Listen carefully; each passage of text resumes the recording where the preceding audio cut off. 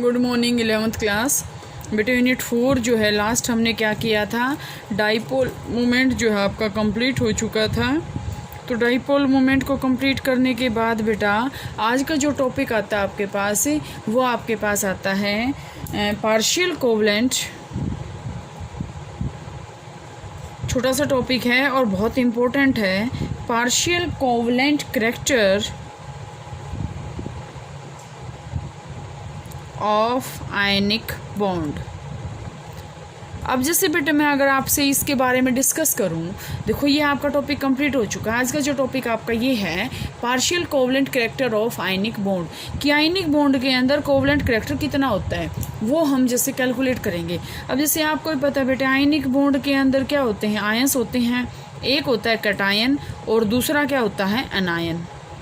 There are two types of ions, one is cation and the another one is the anion। अब आपके पास क्या होता है बेटे, आयनिक बॉन्ड के अंदर कुछ परसेंट कोवलेंट बॉन्ड का करैक्टर जरूर मिलता है और कोवलेंट बॉन्ड के अंदर कुछ परसेंट आयनिक बॉन्ड का करैक्टर जरूर मिलता है। ठीक है, तो ये ही आज हम स्टडी करेंगे इसमें कि ये कैसे होता है। तो बेटे आपके पास जो है आयनिक करैक्टर हम कर रहे हैं ना, आयनिक बॉन्ड का कर रहे हैं ना, कोवलेंट करैक्टर इसके अंदर कितना होता है। तो बेटे आज का जो इसमें हम पढ़ेंगे वो क्या है, इसके अंदर देखिए ध्यान से, आपका ये टॉपिक है। तो इसमें बेटा हम स्टडी करते हैं, जैसे आपके पास यहाँ से एक आपके पास यहाँ से फेजन रूल आएगा। इम्पोर्टेंट है बेटा फेजन्स रूल। अब आपको पता है, अब जैसे मैं आपके पास एग्जांपल लेती हूँ NaCl का। As you know it will dissociate into Na positive plus Cl negative.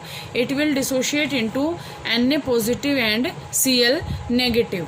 ठीक है, तो यहाँ से आपके पास क्या आएगा, तो यहाँ से आपके पास इसमें क्या आएगा बेटा, हम इसको ये कहें कि ये आपके पास क्या है, पॉजिटिव है और ये आपके पास क्या है, नेगेटिव है। अभी आपको नहीं पता कि मैडम ने पॉजिटिव बड़ा क्यों, छोटा क्यों बनाया और नेगेटिव बड़ा क्यों बनाया। ये एक प्रोसेस होता है बेटा पोलराइजेशन। पोलराइजेशन का मतलब क्या होता है कि इसके अंदर, मतलब ये देखो ये नहीं है कि इसी के अंदर, लेकिन आपके पास ये फिक्स होता है कि पॉजिटिव जो कैटायन है उसका साइज जितना छोटा होएगा वो उतना ही इलेक्ट्रॉन, अब जैसे आपको पता है इलेक्ट्रॉन के ऊपर हम कैसा चार्ज लगाते हैं, नेगेटिव। अब इसके ऊपर क्या है, नेगेटिव चार्ज है। ये आपके पास क्या है, एनायन है।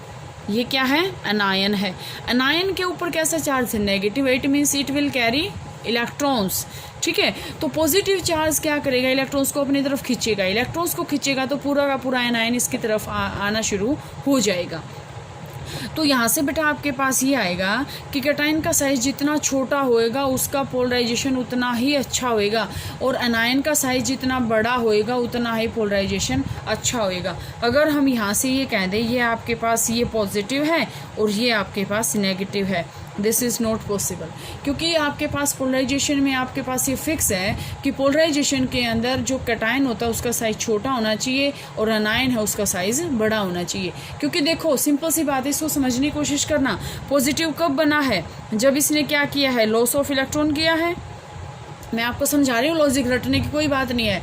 अब पॉजिटिव का साइज छोटा हम क्यों ले रहे हैं, क्योंकि ये कैसे बना है, लॉस ऑफ इलेक्ट्रॉन से। लॉस ऑफ इलेक्ट्रॉन हुआ है तो इसका मतलब, जैसे मैं यहाँ से एग्जांपल लूँ Na का इलेक्ट्रॉनिक कॉन्फ़िगरेशन कितना होता है, 11 के अंदर हम क्या करते हैं, 281 करते हैं। मतलब ये न्यूक्लियस है, इसमें 2 इलेक्ट्रॉन हैं, इसमें 8 इलेक्ट्रॉन हैं और इसमें 1 इलेक्ट्रॉन है। अब ये पॉजिटिव कब बनेगा, जब ये लास्ट वाले इलेक्ट्रॉन को क्या करेगा, लॉस करेगा। तो ये साइज क्या होगा, इसका छोटा हो गया ना, हो गया। इसी तरह क्लोरीन है, ठीक है, वो इलेक्ट्रॉन को एक्सेप्ट करेगा तो साइज उसका बड़ा हो जाएगा। ये इसका लॉजिक था याद करने का। ठीक है, तो यहाँ से बेटे आपके पास तो आएंगे, जितना जो आपके पास एक प्रोसेस आएगा पोलराइजेशन। अब आपके पास ये प्रोसेस आता है कि पोलराइजेशन होता क्या है। पोलराइजेशन होता है बेटा distortion of the electron cloud, distortion of the electron cloud towards any cation, distortion of the electron cloud of the anion by the cation, कि इलेक्ट्रॉन क्लाउड एनायन का डिस्टोर्ट होना, थोड़ा सा झुक जाना कैटायन की तरफ, उस प्रोसेस को हम बोलते हैं पोलराइजेशन। इसके बाद पोलराइजेशन में आपके पास इसमें 2 वर्ड और आएंगे बेटे। एक आपके पास आएगा पोलराइजेबिलिटी और एक आएगा पोलराइजिंग पावर। तो पोलराइजिंग पावर को हम पढ़ते हैं पोलराइजिंग पावर। अब देखो पावर किसके पास होती है? करने वाले के पास। और दूसरा आपके पास आएगा पोलराइजेबिलिटी।